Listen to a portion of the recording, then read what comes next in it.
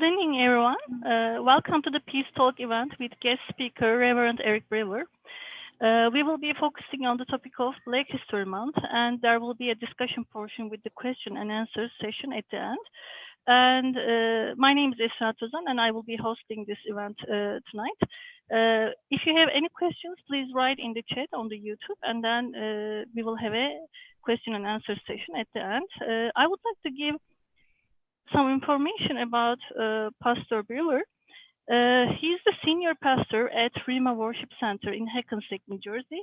He started Rima Worship Center along with his wife, Holly Brewer, in November of 2003 with 5 members and has touched the lives of thousands over the years. He's a licensed agent with Primerica and helps people develop generational wealth and financial prosperity. In his spare time, he enjoys playing golf and working around the house. He's a dynamic leader, public speaker, lecturer, teacher, preacher, and a life coach.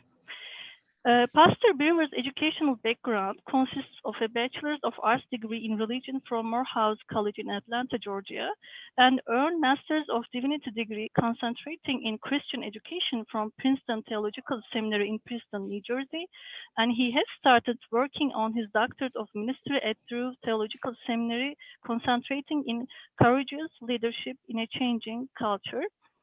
Welcome again, Pastor Brewer. If you would like to add anything to your bio, please feel free to add. We are so happy and excited to have you tonight in our Peace Talk. Please welcome. Thank you very much. Thank you.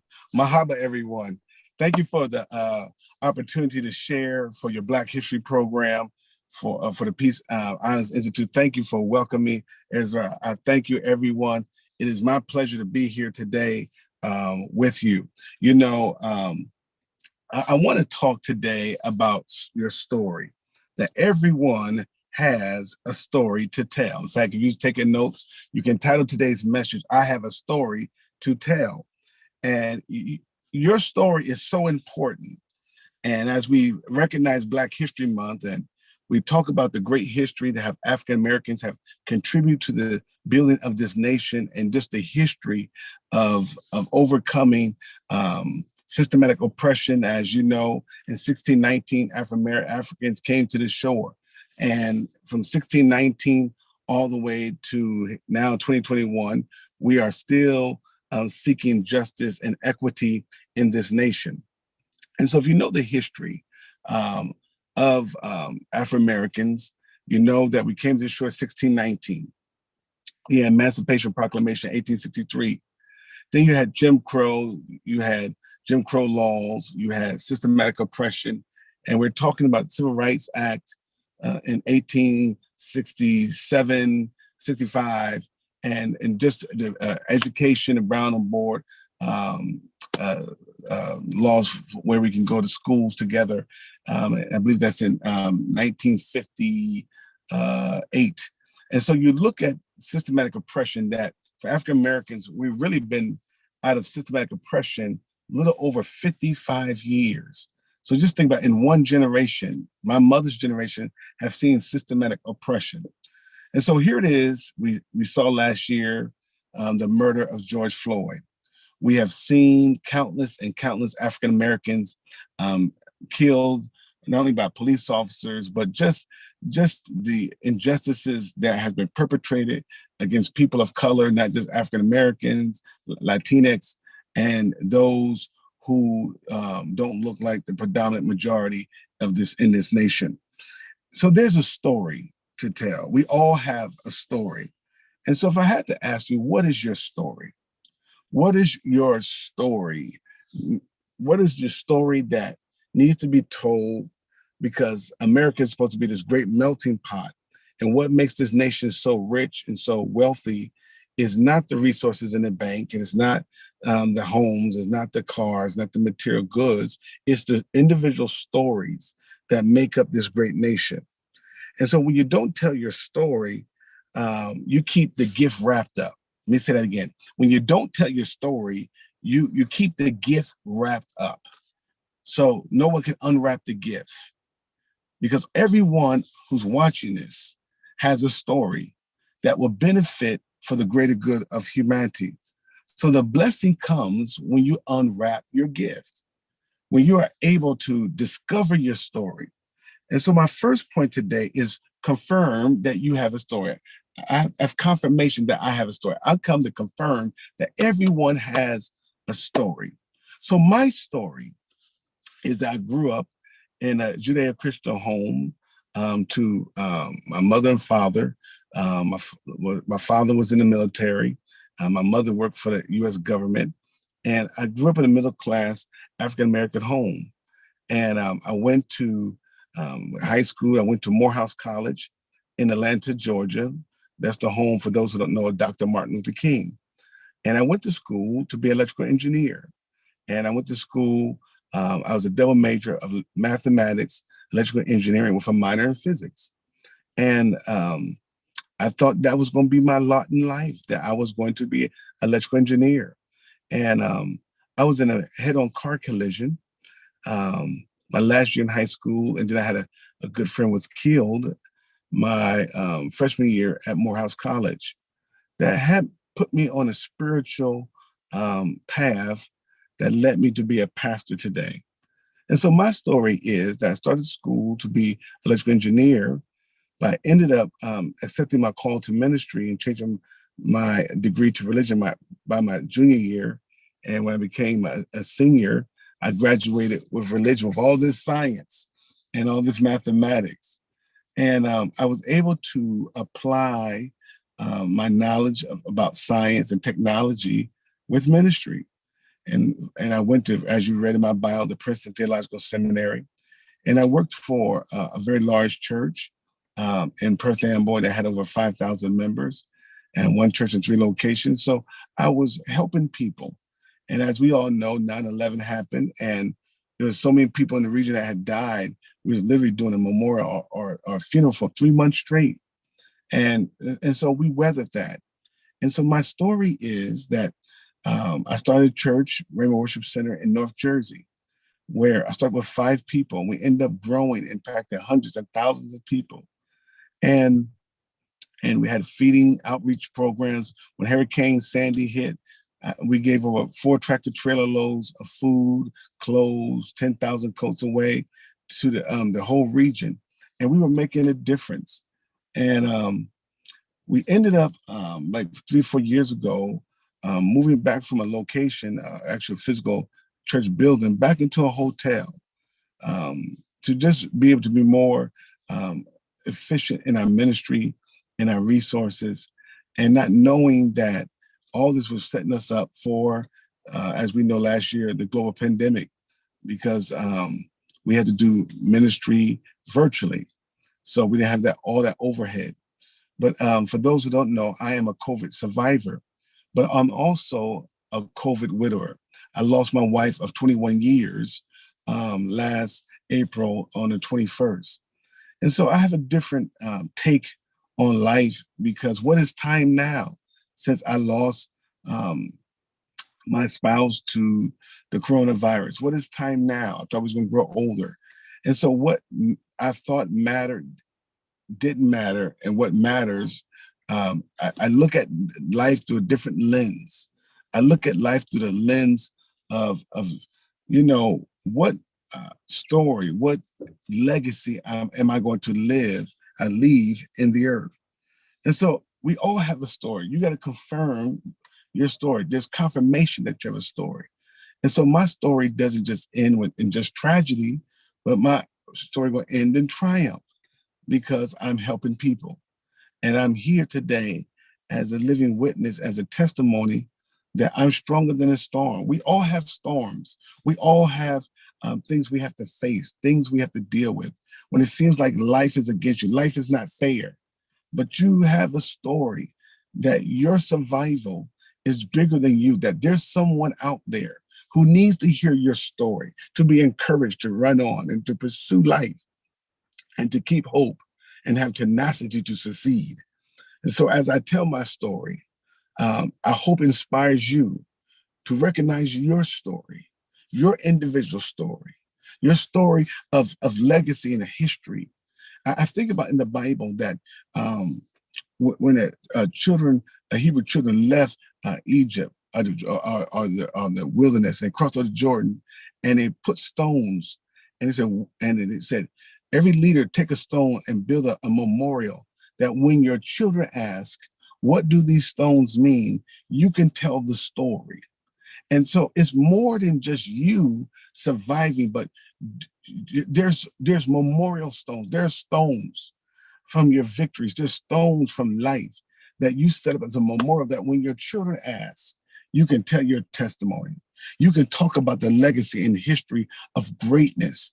And so I can talk about that the legacy and history of African Americans and how we survived systematic oppression and survived cattle slavery and survived Jim Crow and survived the civil rights movement. And we can even survive now when we see that so many Black lives have been prematurely lost. So there you have a story that you can tell the next generation that greatness is in you. My second point is that you got to complete your story. Complete your story. You can't settle. You can't settle and give up on life and quit, but you got to complete your story. What is your story? I've been writing poems, and the poems I've been writing has helped me to deal with grief. And I wrote a poem, and 2 weeks ago was my wedding anniversary. And so this is my first wedding anniversary without my late wife. And I wrote a poem entitled, It's Time to Move Forward. And it says, after 30 days, I heard the Lord say, it's time to move forward. I said, I can't. He said, you can. I said, I don't understand. He said, I know, take the wedding band off your hand. It's time to move forward.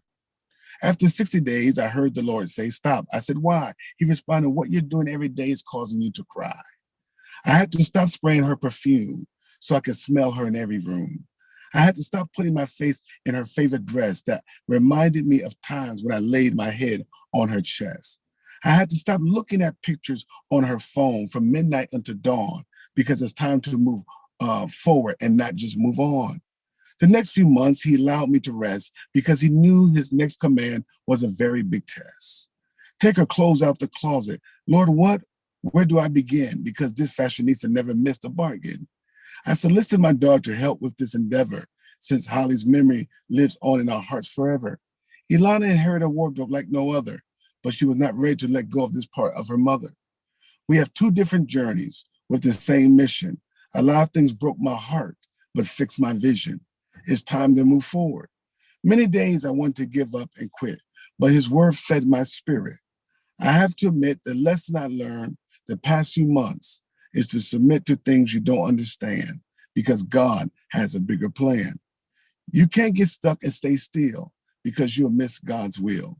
I never thought last year would have been our last anniversary together. That memory has now become a personal national treasure.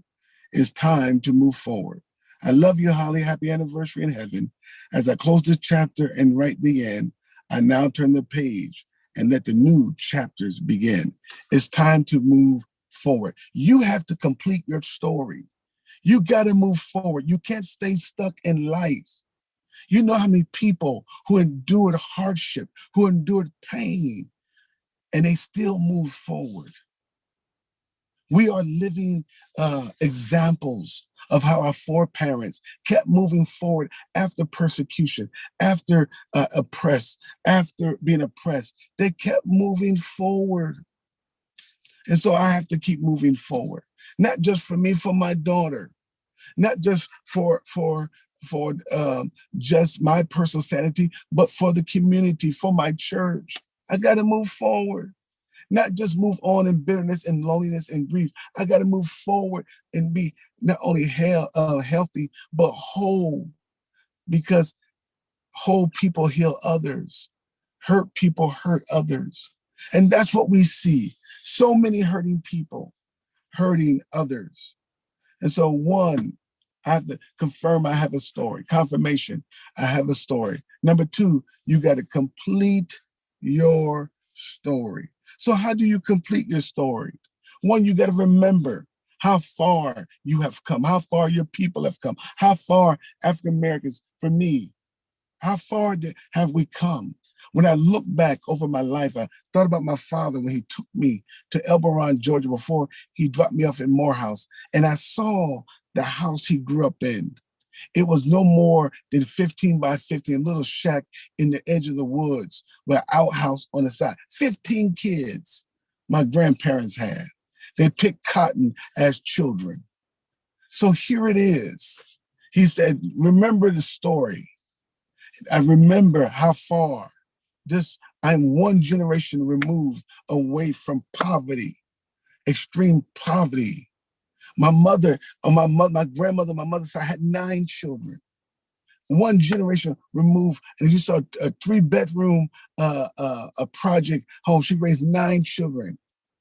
So I remember, I remember how far I've come. Number 2, you got to respect the process. I remember our father said, don't despise the process of your making.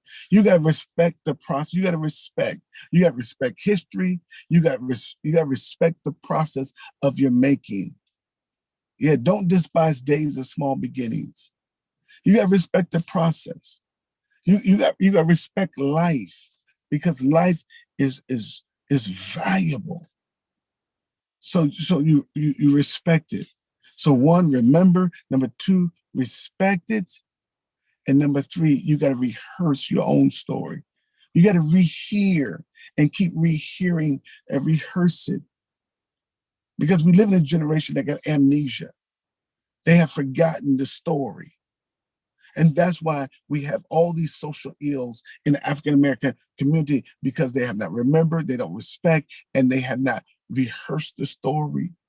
You got to rehearse it. You got to rehear. So the next generation, when they ask, what do these stones mean? You keep telling the story that we once were slaves in this nation, that we come from nothing, that we had an African-American president, that now we have an African-American vice president.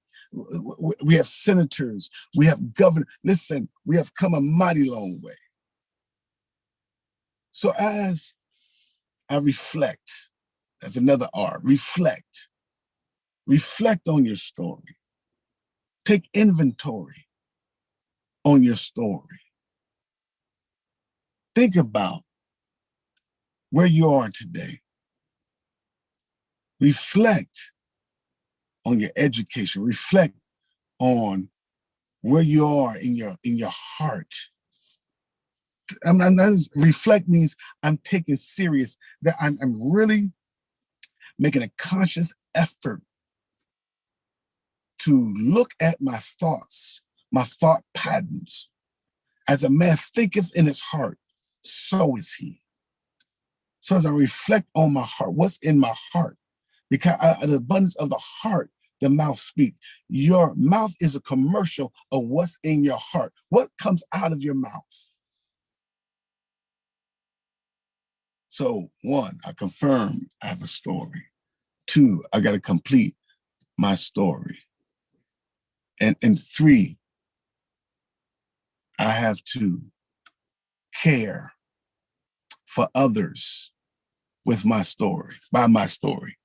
Because it's really the care is about the greater good of the of humanity. I care about my story. I care about your story. I care. I care for you. I need to hear your story. That's why I'm here tonight, because I was blessed a few years ago to go to Turkey, the sponsor, and to go across all the major cities in Turkey. And I was able to hear another story, to study history, to go to Cappadocia, to go to Ephesus, to go to Istanbul. And I learned that Istanbul is the only city in the world that's on 2 continents. And so I can brag and say, in one day, I was on 3 continents, left America, North America, landed in Europe, and went to Asia, all in one day. I learned stories. I heard stories. I was able to touch history, things that have been around for 4,000 years. Nothing in America is over 1,500 years. But I was able to touch things in Turkey that was over 4,000 years old. I was able to learn a story. So that's why we're here, this Peace Island. That's why I'm here to talk about Black history. And it's not only my story, and I can give you a whole bunch of facts, but the truth of the matter, there's a story that we all need to hear. There's a story that we all need to rehearse. There's a story that we need to share because we care for the greater good of humanity.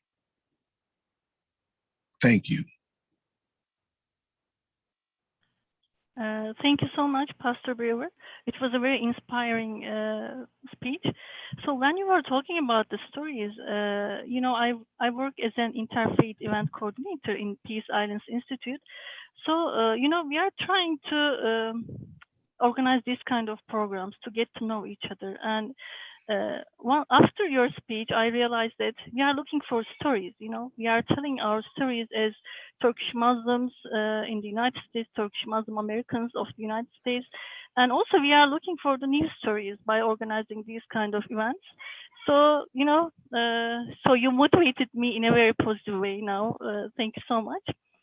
And also about the events you were talking about, we have to move forward. So when something happens to me, I try to focus on, instead of why is this happening to me, I try to focus on what event or what lesson is this event, teaching me. So it helps me a lot. If I focus on, why is this happening to me? I grow a self-pity to myself, which is not helping me, But when I say, what is the lesson this event teaching me, then I choose to grow, on that event, and I choose to move forward. So Yes. Thank you so much. Your speech was so inspiring. So we have a question. What are the main wrongs or misunderstandings we think we know about African American people? Well, I think what happens is there's a lot of negative stereotypes, and unfortunately, there are there's a lot of self-sabotage. There's a lot of people who perpetuate these negative stereotypes under media, music, and it causes a lot of self-hatred, what you see. But you have to also understand is that you had oppressed the people for over 400 years, and you told them that they didn't look beautiful. You told them that they were subservient, and you stripped them of their culture. You stripped them of their identity. And we are a people with no culture, even though we have reached to Africa, but we don't have a language. We lost our language in slavery. We lost identity in slavery. And so through history and through study, we're now, like I said, we're now even more than 55 years removed from systematic oppression in this country. So you have a generation who don't know the story and who thinks, okay, we have arrived because some people have made it and they can live where they want to live. But the truth of the matter, as a people, and as we have seen with the Black Lives Matter, that we have not arrived. Even though we have had an African-American president and we have an African-American vice president, there's still more work to do. And we cannot allow negative stereotypes to perpetuate this division and this chaos. And unfortunately, some of it is self-inflicted. I hope I answered your question. Yes, thank you so much. There's another question. What were some of the challenges that people faced during that time of civil rights movement in our nation's history? Repeat that question one more time. Yes. What were some of the challenges that people faced during that time of civil rights movement in our nation's history? Well, the civil rights movement, you have to understand there were three things that were systematically oppressed. People were oppressed, African Americans. One was education. You could not go to the same schools as Caucasian schools. There was not equal access to education, even the colleges. Okay, that's why there's historically Black universities and colleges, because we could not go to the main colleges and universities. Two was voting rights. We didn't have the same voting rights. We were systematically oppressed that you could not vote in this nation. So education, um, voting rights, and of course, civil rights. You could not eat, sleep in certain hotels. But let's take a step further. The last frontier is economic. What we're seeing now is there's still systematic economic oppression, that we don't have economic equity in this nation. And because there's economic, um, and even though we go back up, what we saw and exposed in COVID is because of the economic inequities in this nation. People don't have same access to health care. And that's why Black and brown people have died more in higher percentages from the COVID virus than other races. Okay, thank you so much for your answer. And another question, how can we continue Dr. King's message for inclusion and equality in our own lives? Well, I think the key is Dr. King made this powerful statement that you don't judge a person by the color of their skin, but by the content of their character. And the way we continue the legacy of Dr. King is he dreamed of us being okay, people of different racial colors, but I'll go this way: we're one race. That is the human race. And the trick of the division, the divisiveness in this nation is to pit cultures and nationalities and ethnicities against each other. And so if I can turn one minority against another minority, so if African Americans are against Latinx, against Asians, against those who are Muslims and those who are non-Muslims, and everyone, if all the minorities are against each other, then what happens is that what happens is that we are, how can I say it? Then we're not fulfilling working together in unity to establish more of a global, bigger picture to deal with real change in our country and around the globe. I hope that helps. Thank you so much. So I have another question. I work as a teacher in Patterson Public Schools, and most of my students are African American students. Mm-hmm. And we are facing some challenges to motivate those students to go to college. So do you have any suggestion for me as a teacher? I'm asking you, how can I motivate my students to work for college, to go to college? Some of them, they just prefer, like, they say, okay, I will just graduate from high school and I will find a job, and I don't need to go to a college. It's very difficult to motivate some of them. So is there any special suggestion for me so I can apply in my class activities? Yeah. So with that, and I've worked, of course, with children and deal with people from all economic backgrounds. Let me just say that. And one thing is you got to first locate a person where they are. So if once a person who don't strive for something greater means their hope was deferred, their hope was stolen. They don't believe for something beyond where they are. You are definitely right on this. They seem like that they lost their hopes for the life. Right. So how do the question is, how do you get a person's hope back? how do you get your hope back after it has been lost, or you have seen so much negativity in your life that you don't believe that you can achieve anything? And the sad fact is, if you have parents um, are hopeless, they're going to produce children that are hopeless. And where do you go? Where do you go to get hope? This nation is not going to give you hope. Our government, our society is really geared to keep you spending your money. You're not going to eat the best. All these fast food restaurants, bad food, bad quality of food. So you're eating bad. The media and culture is feeding you poison of materialism, um, just junk of things that, you know, even like in New Jersey, they just passed and legislated the legalization of marijuana.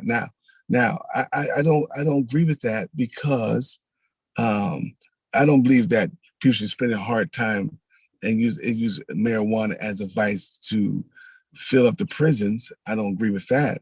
But to give and legalize marijuana for people who's already oppressed, so what I'm gonna do is keep you high, keep the people smoked up, keep them drugged up, so there's no hope. So how do I deal with the pressure, like the pain? I get high, and then you're in an environment where the kids see it and they think that is the solution of just staying high. And so now we legalize it. So guess what? People just gonna stay high and drugged up. And guess what? You're not gonna be able to work a real. What job can you work? Going and work smelling like marijuana and being high? Not many jobs. So you're not gonna be employed. So that's how we have to be able to restore. We have to be able to restore a person's hope. So the answer, in a nutshell, we got to be able to speak hope to children, and so for kids, it's school. How do we, if they're not getting hope at home, where are they gonna get it? It's through education, through school, or for those in the religious communities, by their faith, because that's where you're gonna get hope, by your faith. Thank Thank you you. so much. Maybe individual relationships, Mhm, individual attention to each student would mhm. help more. But thank you so much. It was very inspiring for me. We have some questions coming. Do you see the light at the end of the tunnel? Do you accept to see the days that these issues would be behind us? I think with last year, the Black Lives Matter movement, I think things are more aware. Do I see it ending? It can end. I think you see an older generation that's dying out with that old thought process um, of racism and oppression, and I think there's a new generation that is more colorblind and more accepting and willing to embrace people who don't look like them. So that is encouraging. The Black Lives Matter. You have all nationalities and ethnicities that were marching together after George Floyd. In fact, Rabbi Ornstein, Deborah Ornstein, after George Floyd, she reached out to me, and she said she knew racism exists, but when she saw George Floyd get killed on the video, it struck a chord in her, and she reached out to me, and we started talking from that. So I think people who would normally ignore um, racism or the status quo, what happened in 2020 is either you're for racism or you're against it. There's a line that was drawn in the sign saying you can't just be neutral anymore. Either you're for racism or you're against it. Yes, you are right. You are right. So we have another question. What are some significant events and milestones in United States Black history? Who are some of the individuals who have contributed to the Black history?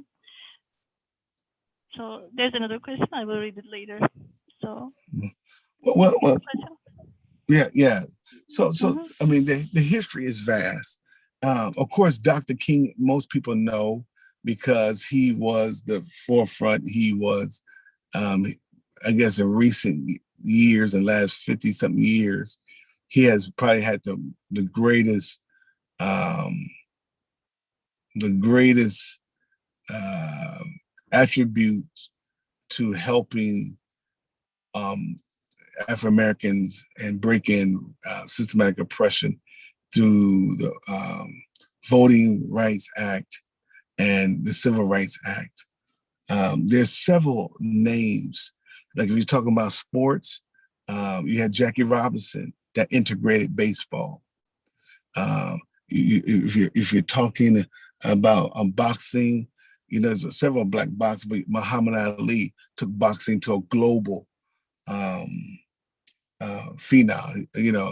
Um, you think about Michael Jordan turned basketball. Basketball was played all around the world, but Michael Jordan took it to a whole global what it is today.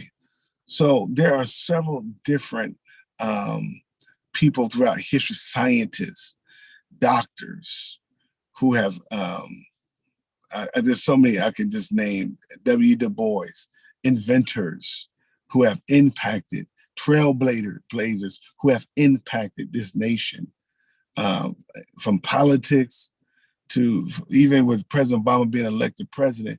There used to be a saying that African Americans, we can do everything but become a president. Now that's off the shelf.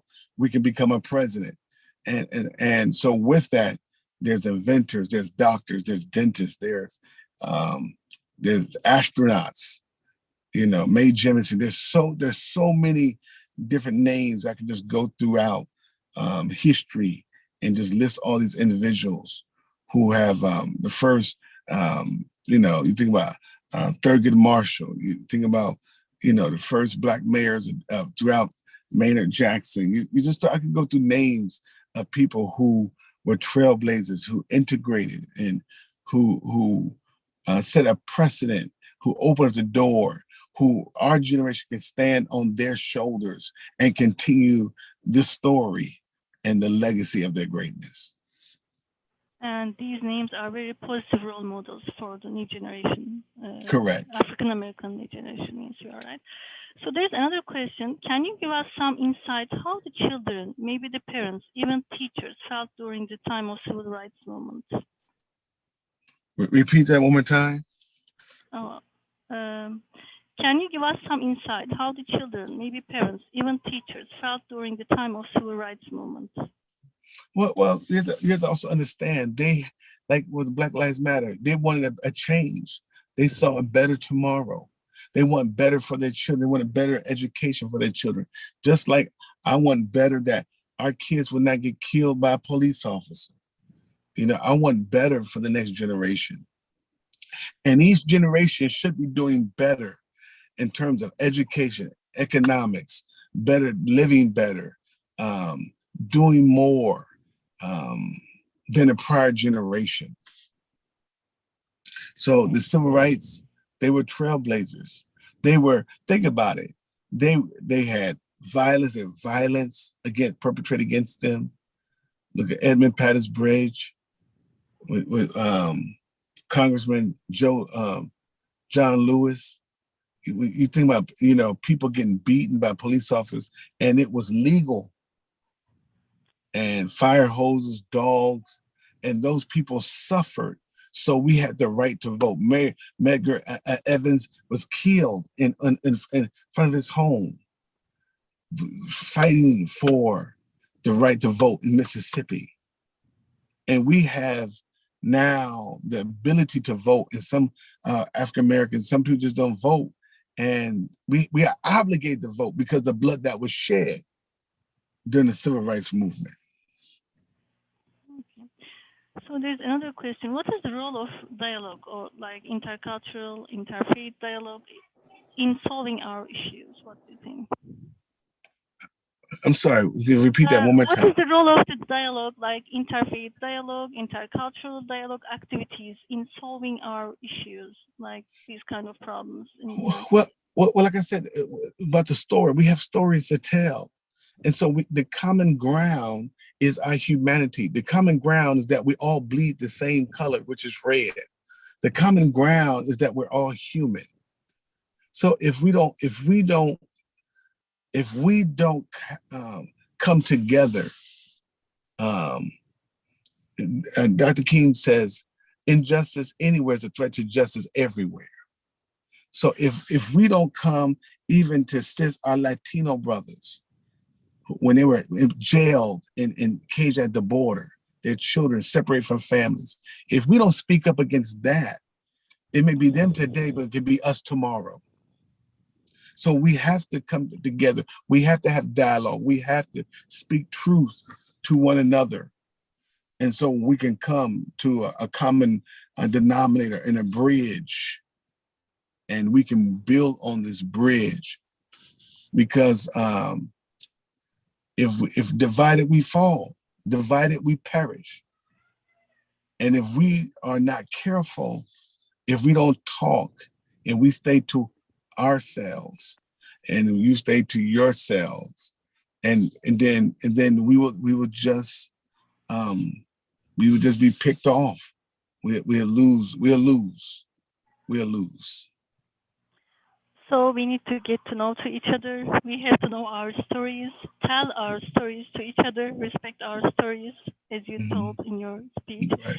And we don't have any more questions. Do you have any questions for us, Pastor River? Anything you want to say? I want to first thank you again. I was blessed to be able to go to Turkey. That expanded my understanding of Islam, of the culture of Turkey, to hear stories. I remember going to this gentleman's home, and it was a beautiful home. And he was showing us pictures of his trip to Mecca. And he was talking about his story. And he said, I'm blessed because of my father Abraham. And I was looking at him because we were there, as you know, at Peace Island Institute, and discussing how Christians, Jews, and Muslims can live together in harmony. And I thought it was interesting how the three major faiths all see Abraham as a father of faith.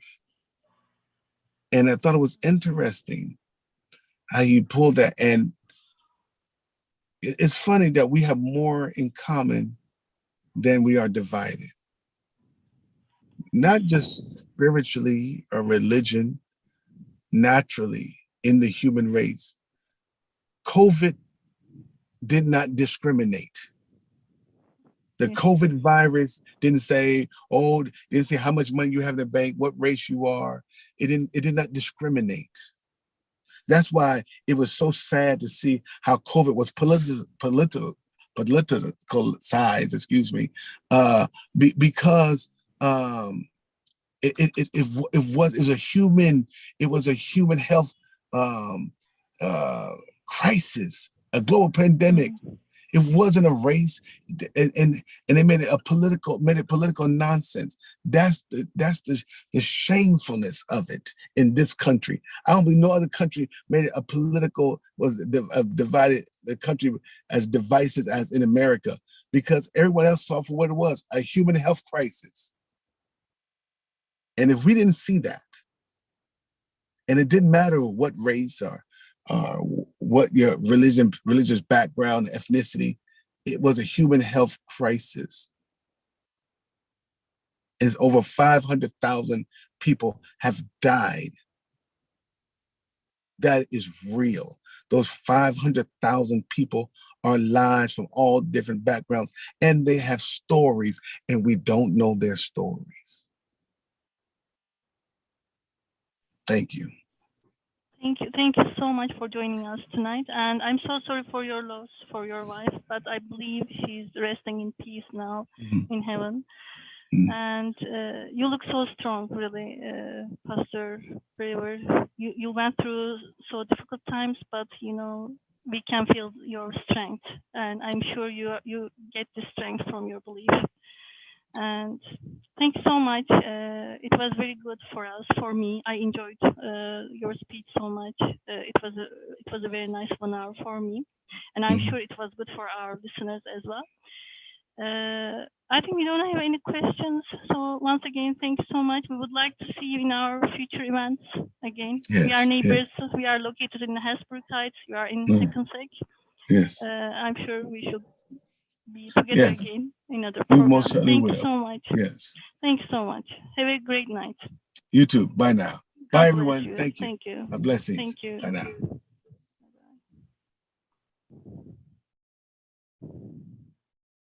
Bye-bye.